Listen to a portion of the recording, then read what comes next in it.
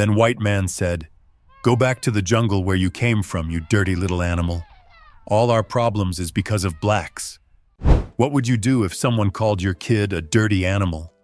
Said he belonged in the jungle, loud, proud, and in public? Would you swing first? Would you scream? Would you break right there in front of everybody? Or would you do what Blake did? Now listen, I was there that day. This wasn't some second-hand story passed around the internet. This happened at Northridge Elementary, 2:43 p.m., right before the final bell. And trust me, it started with a little stumble, but it ended with a message nobody on that schoolyard will ever forget. Timothy Jackson was 9 years old.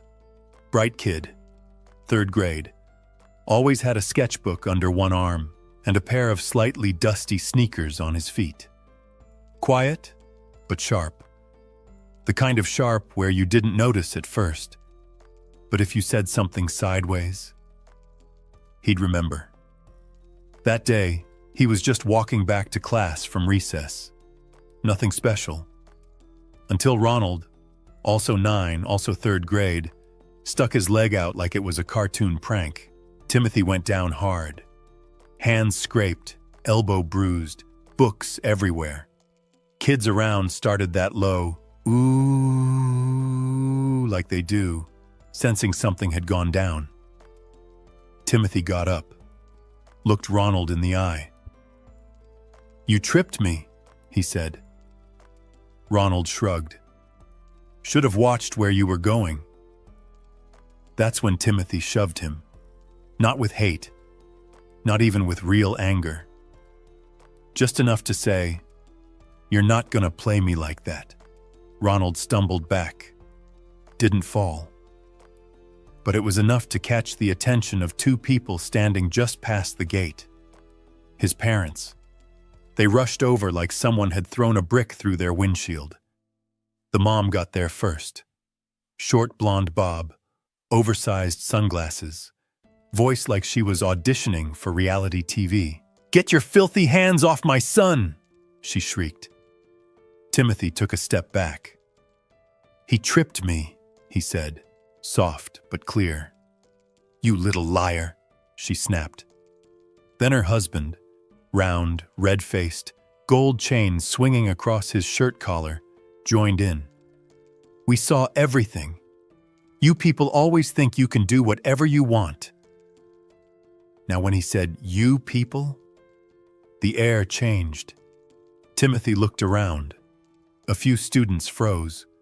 One teacher started walking over. But before anyone else could speak, the man pointed his thick finger and said it. "Go back to the jungle where you came from, you dirty little animal." Silence. The kind of silence that swallows sound. The kind that punches you in the chest before the words even settle. And then, out of the corner of the crowd, walked Blake. Now Blake wasn't in a suit that day. No courtroom shine, no fancy tie. Just jeans, a navy polo, and Timberlands. But he had that walk. You know the one. Steady, square shoulders, no fear in the steps. Like he could walk through fire and come out adjusting his watch. He made his way through the crowd, not running, not rushing, just moving like a man who already knew what was about to happen. He stood in front of his son, put a hand on Timothy's shoulder, then looked the man in the face. "Excuse me," he said, calm, measured. "Did I just hear you insult my child?" The man puffed his chest. "Damn right I did. Your little thug shoved my boy. You people think you can come here and act like you own the place." Blake's expression didn't change, but his voice got even quieter. "Tell me, what exactly do you mean by you people?" Now here's where it got real. The mom jumped in, trying to redirect the story. "Your son attacked ours." Blake looked down at Timothy. "That true?" Timothy shook his head. "He tripped me, Dad. I pushed him back." Blake nodded. Thanks for being honest, son. Then turned back to the parents. You insulted my son in front of dozens of witnesses. You used racial slurs, aggressive language, and you just called a child, a dirty animal. The dad shrugged, like he was daring Blake to do something. You gonna cry about it now? Blake smiled. Just a little. No, he said. But you are. That's when Blake reached into his back pocket. Not for a weapon, not for a phone, for a leather badge holder. Flipped it open, slow. Blake Jackson, he said, holding it up for the man to see. Civil rights attorney, 15 years experience, specializes in racial discrimination, school policy violations, and public defamation involving minors. The man's face went pale. Blake didn't raise his voice, didn't puff up. He just stood there calm as ever, like a man who knew he didn't need to make a scene, because the truth was already louder than any argument.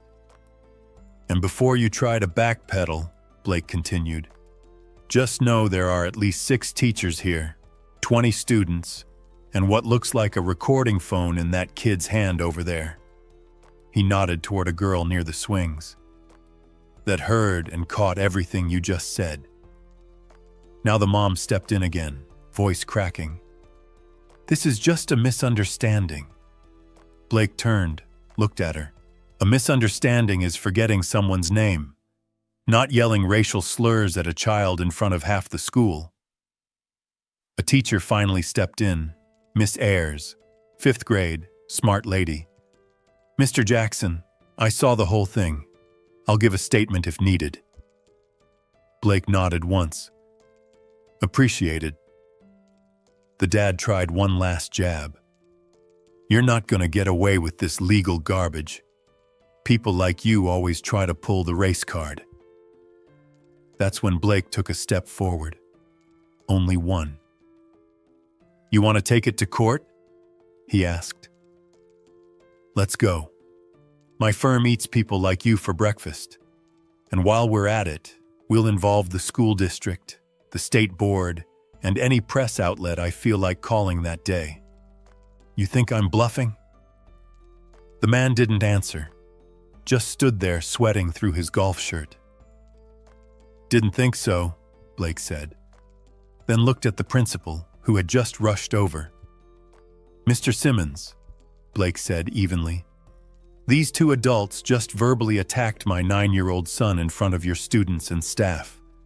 I'm demanding a formal report, an incident investigation, and that they be banned from school property immediately.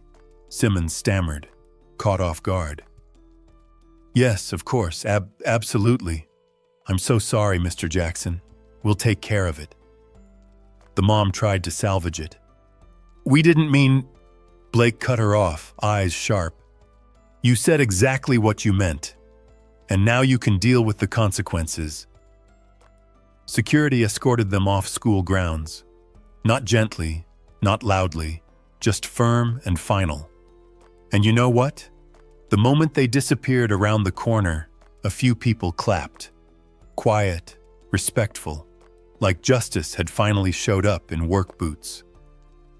Timothy looked up at his dad. Am I in trouble? Blake shook his head and smiled. No, son. You stood your ground. Just remember, sometimes the loudest ones are the most afraid. You don't have to meet their hate with hate. Just let them expose themselves. The truth does the rest. And from that day on, Timothy walked a little taller. Not because he was protected, but because he knew who had his back. A father who didn't raise his fist, didn't raise his voice, but raised the bar. And that playground? They remembered. Because the day you try to break a child with hate in public, and the father shows up with the law in his pocket and the truth in his mouth, you don't walk away from that clean. You walk away quiet, like a lesson got taught, And the whole yard learned something that day.